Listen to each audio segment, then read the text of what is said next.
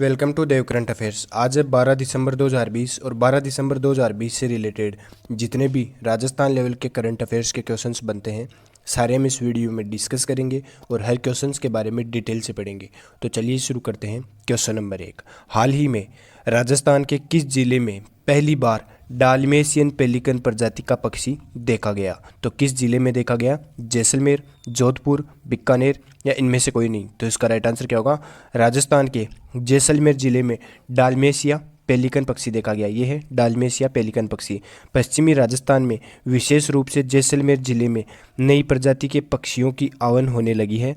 सर्दी के मौसम में अनुकूल वातावरण मिलने पर पोखरण के खेतोलाई गांव के पास स्थित डालमेशियन पेलिकन नामक प्रजाति का पक्षी नजर आया। अब बात आती है जैसलमेर की। तो ये मैप में देखिए आप, जैसलमेर की स्थापना 1156 में भाटी राजा जैसल ने की थी। क्षेत्रफल की हम बात करें तो 38,401 वर्ग किलोमीटर जैसलमेर का क्षेत्रफल है। शुभंकर की हम बात करें तो गोडावन जैसलमेर का शुभंकर है। संभाग की हम बात करें तो यह जोधपुर संभाग में आता है और इस संभाग में 6 जिले आते हैं। अब वह 6 जिले कौन कौन से हैं? जोधपुर, जालोर, बाड़मेर, पाली, सिरोही और जैसलमेर। यहाँ की मिट्टी की हम बात करें तो यहाँ पर रेतीली मिट्टी पाई जाती है। जैसलमेर से रिलेटेड कुछ इंपॉर्टेंट क्वेश्चंस और देखते हैं जो एग्जाम की दृष्टि से बहुत ही इंपॉर्टेंट है। आधुनिक उपनाम की हम बात करें तो हवेलियों का शहर भी जैसलमेर को कहा जाता है। पीले पत्थरों का शहर भी जैसलमेर को कहा जाता है। राजस्थान की स्वर्ण नगरी भी जैसलमेर को ही कहा जाता है और राजस्थान का अंडमान भी जैसलमेर को कहा जाता है। झरोकों की नगरी के नाम से भी प्रसिद्ध है जैसलमेर जिला। प्राचीन उपनाम की हम बात करें तो मांड प्रदेश और वल्लभ मंडल भी जैसलमेर को कहा जाता था। जनसंख्या में राज्य का सबसे कम जनसंख्या घनत्व वाला जिला भी जैसलमेर ही है।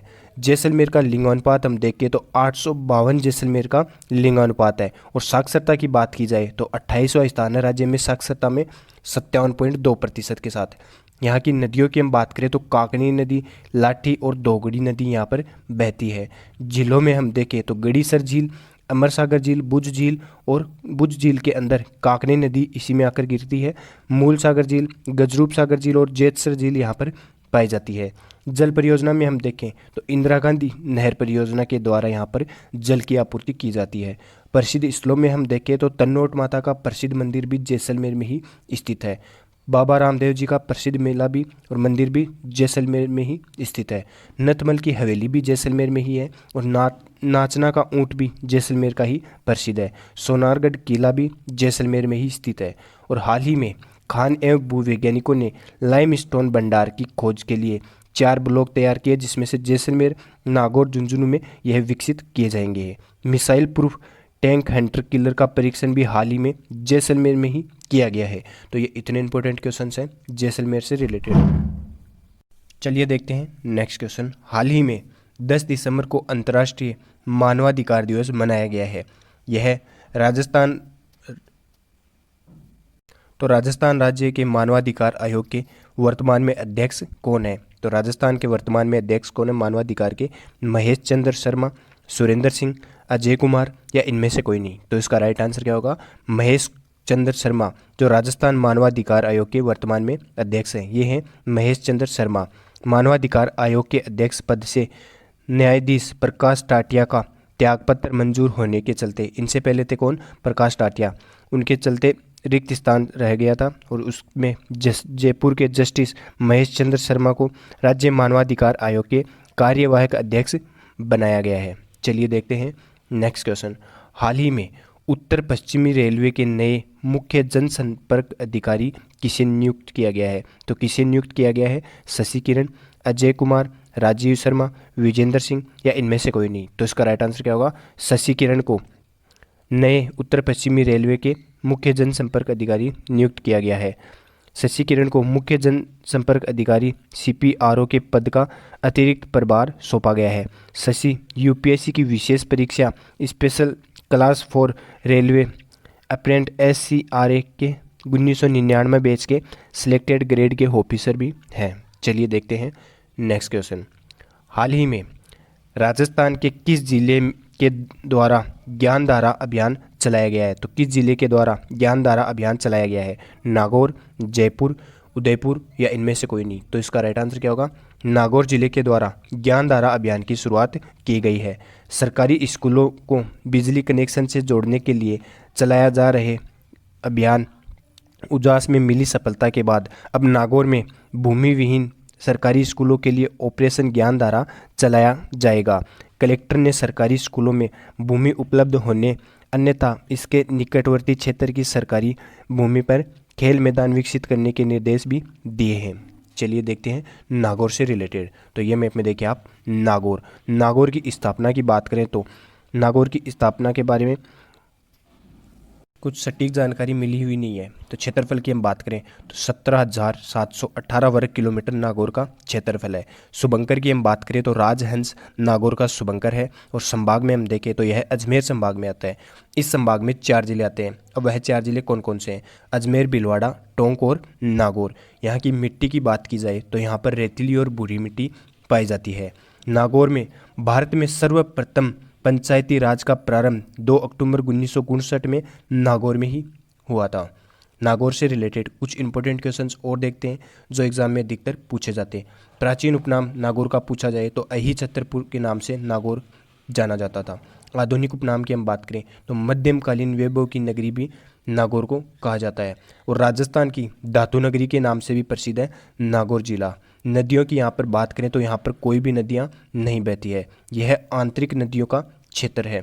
झीलों में हम देखें तो डेडवाना झील जो खारे पानी की झील है यह नागौर में ही स्थित है, जहाँ देवल संस्थाएं नमक बनाती है। जल परियोजना की यहाँ पर बात की जाए तो इंदिरा गांधी नहर परियोजना के द्वारा जल की आपूर्ति की जाती है। और इंदिरा गांधी नहर में गजनेर लिफ्ट कैनाल से पेयजल दिया जाता है। गजनेर लिफ्ट नहर का नाम अब पन्नालाल बारूपाल लिफ्ट नहर कर दिया गया है। लिंगानुपात की हम बात करें तो 950 नागौर का लिंगानुपात है। और साक्षरता की जहाँ पर बात की जाए तो 19वां स्थान है साक्षरता में नागौर का 62.8% के साथ। यहाँ पेनोरमा की हम बात करें तो पेनोरमा यहाँ पर गुरु जाम्बोजी और वीर तेजाजी का पेनोरमा नागौर में ही स्थित है। वीर अमर सिंह राठौड़ का पेनोरमा भी नागौर में ही स्थित है। दर्शनीय स्थलों की हम बात करें तो दधी माता का मंदिर भी नागौर में ही स्थित है। नागौर का पशु मेला प्रसिद्ध है बहुत ही। और भवाल माता का मंदिर भी नागौर में ही स्थित है। और नागौर में हाल ही में बेटी बचाओ बेटी पढ़ाओ जागरूकता फैलाने में राज्य का प्रथम स्थान रहा है। ये इतने इंपॉर्टेंट क्वेश्चन हैं नागौर से रिलेटेड। चलिए देखते हैं नेक्स्ट क्वेश्चन। हाल ही में राजस्थान के किस खिलाड़ी को फिक्की ने para athletic of the year award से सम्मानित किया है? तो किस खिलाड़ी को किया है? सुंदर सिंह गुज्जर, राजीव शर्मा, विजय चौधरी या इनमें से कोई नहीं? तो इसका राइट आंसर क्या होगा? सुंदर सिंह गुज्जर को फिक्की ने para athlete of the year award से सम्मानित किया है। ये हैं सुंदर सिंह गुज्जर। सुंदर सिंह गुज्जर करौली के रहने वाले हैं और यह भाला फेंक खिलाड़ी है।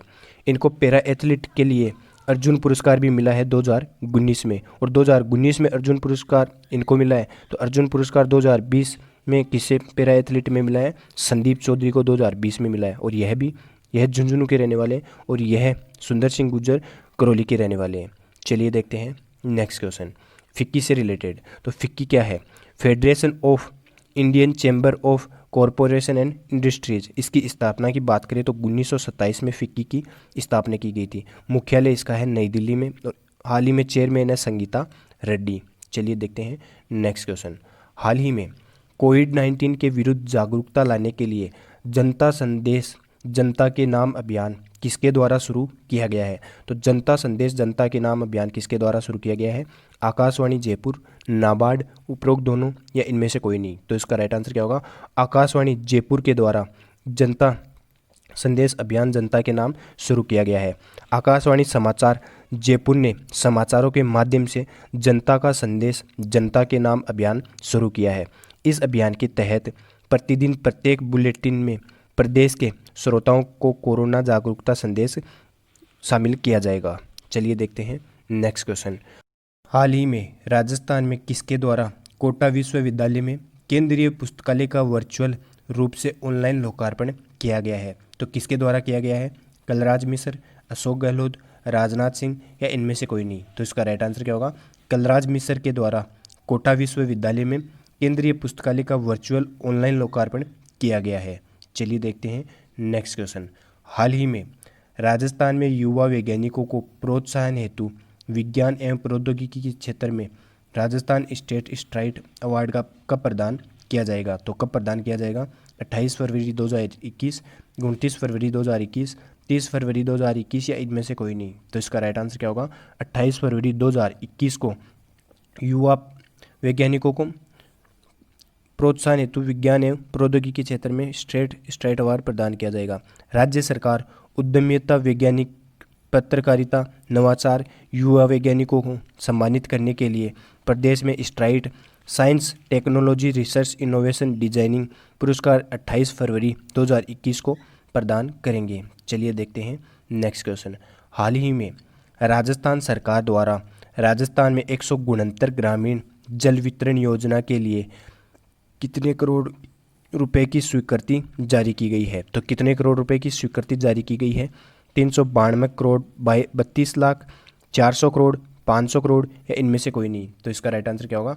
392 करोड़ 32 लाख रुपए की स्वीकृति जारी की गई है। लोगों को पानी के लिए भटकना नहीं पड़े, इसके लिए जलदाय विभाग ने प्रदेश में 169 ग्रामीण जल वितरण योजनाओं के तहत 392 करोड़ 32 लाख 50 हज़ार की प्रशासनीय और वित्तीय स्वीकृति जारी की है। चलिए देखते हैं नेक्स्ट क्वेश्चन।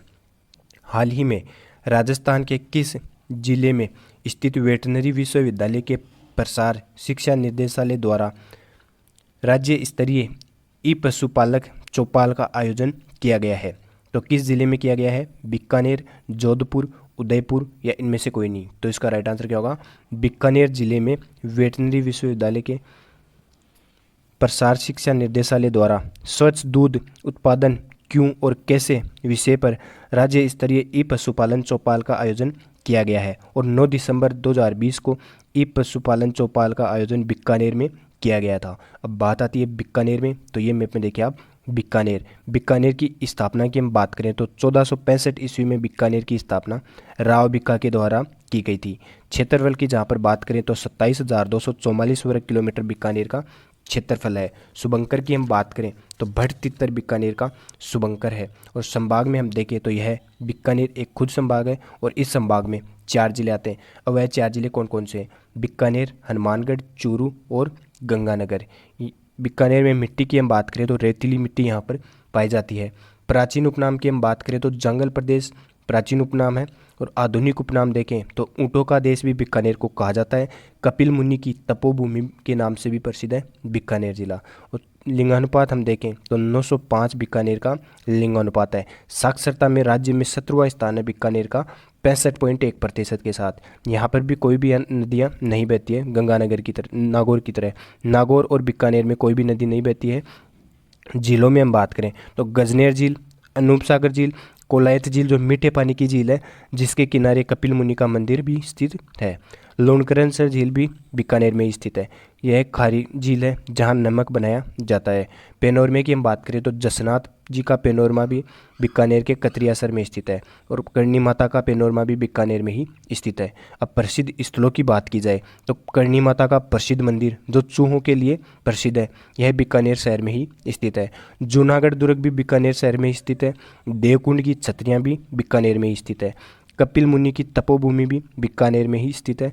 गुरु जंबेश्वर जी का मंदिर भी बीकानेर में स्थित है। और बीकानेर का अग्नि नृत्य बहुत ही प्रसिद्ध है और उस्ता कला भी बीकानेर की प्रसिद्ध है। ऊंट उत्सव भी बीकानेर में ही मनाया जाता है। और हाल ही में तेल एवं प्राकृतिक गैस निगम लिमिटेड की खोज भी बीकानेर में ही की गई है। बीकानेर की सांचू पोस्ट सीमा चौकी पर वार म्यूजियम का लोकार्पण भी राजेश अस्थाना ने किया है। तो ये इतने इंपॉर्टेंट क्वेश्चन हैं बीकानेर से रिलेटेड। चलिए देखते हैं कल का पूछा गया क्वेश्चन। कल का पूछा गया क्वेश्चन है, हाल ही में राजस्थान के किस लेखक को विवेकानंद राष्ट्रीय पुरस्कार से सम्मानित किया गया है? तो प्रतीक बंसाली को विवेकानंद राष्ट्रीय पुरस्कार से सम्मानित किया गया है। चलिए देखते हैं आज का क्वेश्चन। आज का क्वेश्चन है, हाल ही में पूर्व सैनिकों को राजस्थान में सरकारी नौकरियों के लिए अधिकतम आयु सीमा में छूट 5 साल से बढ़ाकर कितनी की गई है? तो कितनी की गई है? 10 साल, 15 साल, 16 साल या इनमें से कोई नहीं। तो इसका राइट आंसर आप कमेंट बॉक्स में देना। अगर ये वीडियो आपको ज़रा सा भी हेल्पफुल लगे तो इसे लाइक करना, सब्सक्राइब करना। धन्यवाद।